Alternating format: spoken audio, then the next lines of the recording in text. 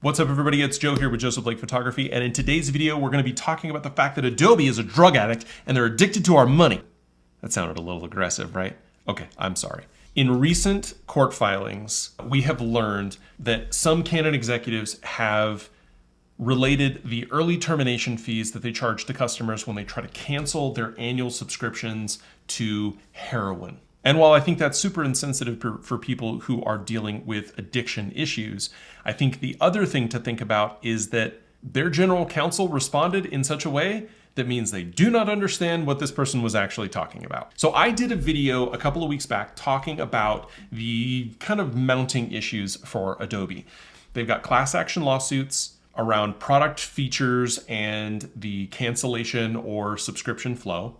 They are being sued by the FTC for their cancellation misinformation tactics. And recently, they pissed off a lot of users by sending out a update to their terms of service that really wasn't an update, but people started to really read it more closely that made it sound like they were going to scrape all of your stuff for their own generative AI that they would then use to create content that they would sell on Adobe stock and stop paying creators. Now, whether that's real or not, that's the sense that people got. That was the uproar. They had to respond to it. It was a whole thing. And I made a video about that a couple weeks back. I'll link to it up here. But this week, in unredacted court documents from the FTC case, we have information from Adobe. We have an email from an Adobe executive saying that they're hooked on early termination fees. And their response has been, this is being blown out of proportion. The person who is quoted as saying this was not in the leadership team. They weren't making decisions, and that the early termination fees represent less than 0.5% of Adobe's revenue. And so it doesn't guide them. It doesn't force them to make certain business decisions, and that their business decisions and strategy is not based on these termination fees. Now, I want to put up on the screen just a quick diagram from the subreddit Data is Beautiful. Shout out to those guys. They do some amazing stuff. And specifically this user, Income Statement Guy, who uses Sankey charts to demonstrate the kind of quarterly and annual reports from companies as they report their earnings. And Adobe is no different. So 0.5% of $19.4 billion is not a small number. But it's also a great number when you look at what their actual end of year income was, what their net profit was. 0.5% of $19.4 billion is $97 million. That's a lot of dollars.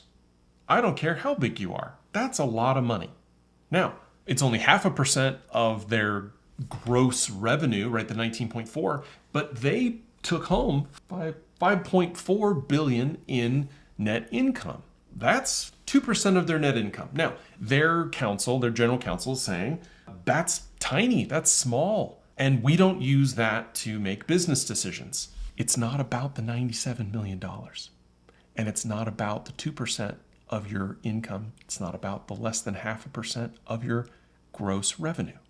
It's about the number of dollars that you made because people didn't cancel because they couldn't, or they didn't want to pay that out of pocket. Half the reason that people sign up for these monthly plans instead of, well, I can't buy the software outright anymore anyway, but the reason that they pay for, in some cases, the monthly plan versus the annual is because they might not have the income if they are solo creators, individuals working on their own, or small businesses using this software. So then they go and they're like, oh, I didn't need that anymore, or I found an alternative solution, or I can't afford it. Let me go cancel it. And then they look at how much it costs to cancel and they're like, oh, I can't afford that right now. So maybe we'll keep going with it and we'll use it. That is the calculation that we want to know. I'm curious, Adobe, how many people went through the cancellation workflow and didn't actually cancel? And then how many dollars did you make from that person over 12 months or 6 months or until the end of their contract? A small business that I was working with that was using Adobe Document Cloud and Adobe Acrobat for some of their operations went to go cancel their services, and it was going to be thousands of dollars. So guess what? They just kept using it for a while, and they'll cancel when those contracts end. But They didn't cancel, and Adobe's going to make more from them over the long term. They're not addicted to the early termination fees because it's the money. They're addicted to the early termination fees because of the behavioral mechanic, the psychology that it does to their users. So effectively, you are locked. You are trapped in their product. And that is why they're being sued. They're addicted to trapping people. Adobe, just sell your products at a decent price, let people buy them as a one-off, give them updates for a year, and make it affordable. Otherwise, you will continue to bleed users, and you will continue to destroy the goodwill that you've had over the decades that you have been one of the best suppliers of creative tools in the digital marketplace. There are alternatives now, and people are getting really good at switching. So figure it out. I like Adobe products. I love Photoshop. I use Lightroom every day. But I left Premiere, and I think video editing is probably the best example of a place where there's a lot of good competition. You've got a one-time purchase from Apple in Final Cut. If you're a Mac person, you can get DaVinci Resolve. And on mobile, people are editing with CapCut. Videos that I did at the very beginning of this channel about LumaFusion on the iPad and iPhone were super popular. I got thousands of views on those videos, and I had no right to get that many views for having hundreds of subscribers because people were desperate to get out under Adobe's thumb. So in my mind, video editing is the number one.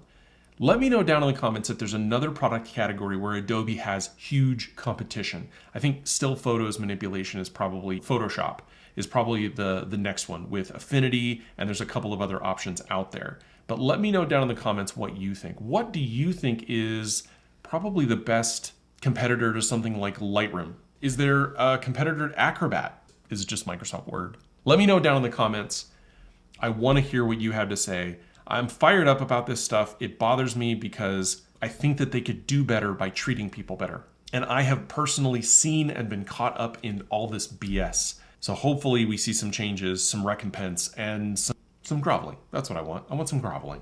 Let me know down in the comments what you think. If this is the kind of thing that you're into, me just yelling at the internet, go ahead and hit subscribe and hit the bell. Thank you so much. Socials down below. I've got memberships open, all the things. I'll see you in Tahoe.